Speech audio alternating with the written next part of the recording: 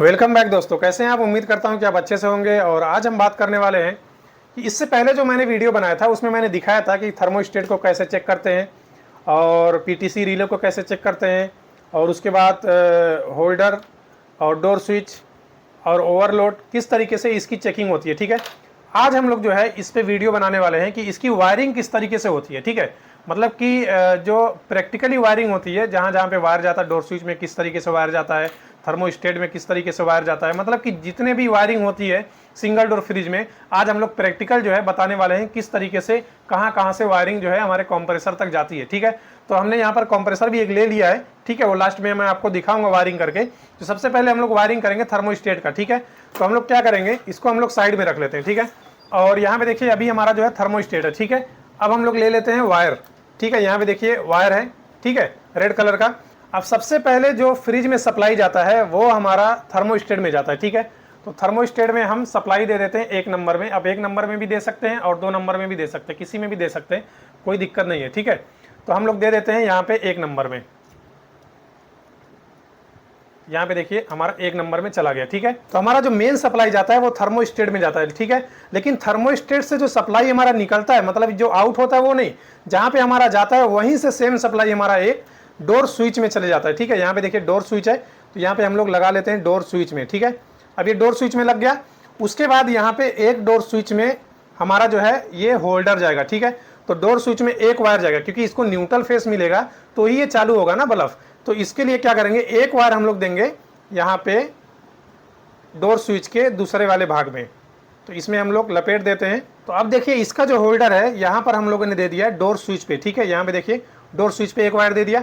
अभी इसका एक वायर जो है वो बाकी है। ठीक है, तो ये जो है यहाँ से देखिए थर्मोस्टेट से आ रहा है डोर स्विच पे, और डोर स्विच से एक वायर हमारा चला गया होल्डर में। ठीक है, डोर स्विच से जो आउट होता है वो होल्डर में चला गया है। अब इसको हम लोग रख लेते हैं यहाँ पे। तो अब इतना तो वायरिंग समझ गए। ठीक है, अब इसमें क्या है कि यहाँ पे देखिए मेन वायर जो है हम लोग एक साइड में रख देते हैं, यहाँ पे जो थर्मोस्टेट में गया है। ठीक है, थर्मोस्टेट में हमारा मेन वायर गया है। ठीक है, इसको हम लोग साइड में रख लेते हैं। उसके बाद यहाँ पे देखिए थर्मोस्टेट का जो एक पिन है वो खाली है। ठीक है, तो यहाँ से जो सप्लाई जाता है वो कंप्रेसर के लिए जाता है। ठीक है, तो चलिए इसमें भी हम लोग लगा लेते हैं एक वायर। यहाँ पे एक वायर लगा दिए। तो अब ये वायर जो है जो थर्मोस्टेट से आउट हो रहा है, ये वायर जो है हम लोग कंप्रेसर के रनिंग में दे देंगे। ठीक है, तो इसको भी हम लोग रख लेते हैं यहाँ पे साइड में। और उसके बाद जो है अभी हम कंप्रेसर की वायरिंग करेंगे, तो इसको भी हम लोग साइड में रख लेते हैं। उसके बाद अभी हमारा कंप्रेसर बचता है, तो कंप्रेसर भी हम लोग ले लेते हैं यहाँ पे। ठीक है, यहाँ पे हम लोगों ने ले लिया कंप्रेसर, और ये थोड़ा ऊपर करके दिखा देता हूँ।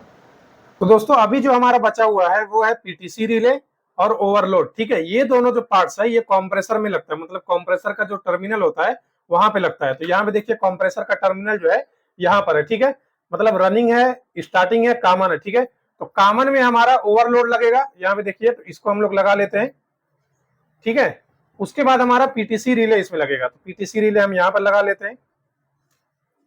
ठीक है, तो दोस्तों अभी हम लोगों ने कंप्रेसर थोड़ा आगे ले लिया है ताकि इसमें आपको प्रॉपर तरीके से दिखे। ठीक है, तो अभी जो थर्मोस्टेट से जो हमारा ब्लैक वाला वायर आउट कर रहा था, तो यहाँ पे देखिए ये जो आउट कर रहा है ये लगेगा हमारा कंप्रेसर के रनिंग में। ठीक है, तो यहाँ पे रिले जो है ये जिधर रनिंग रहता है उधर ही लगाना, आप स्टार्टिंग में नहीं लगाना। अगर स्टार्टिंग में लगा लेंगे तो आधा घंटा चलेगा, उसके बाद बंद भी हो सकता है, कंप्रेसर जल भी सकता है। ठीक है, तो आपको रनिंग में ही लगाना है, ये चीज आप याद रखना। ठीक है, ये रनिंग में लगा दिया।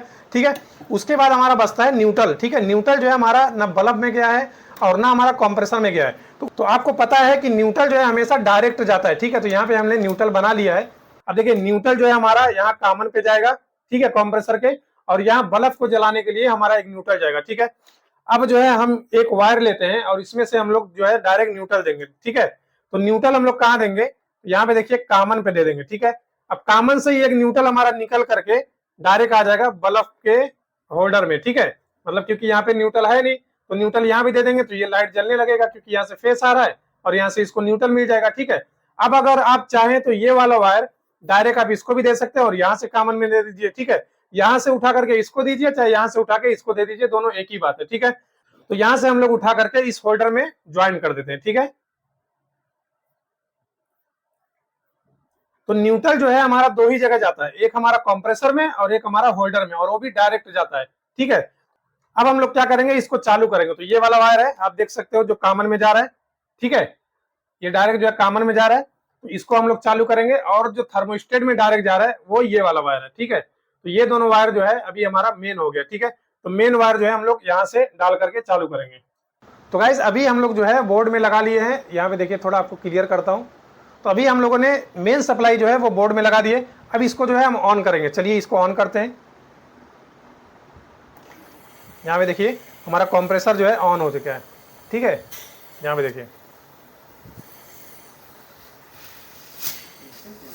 लेकिन अगर हमको कंप्रेसर को बंद करना है थर्मोस्टेट से, तो यहाँ से आप घुमाएंगे तो यहाँ पे देखिए अगर हम इसको घुमाते हैं तो यहाँ पे देखिए कैसे बंद होता है। ये देखिए कंप्रेसर जो है हमारा बंद हो गया, ठीक है।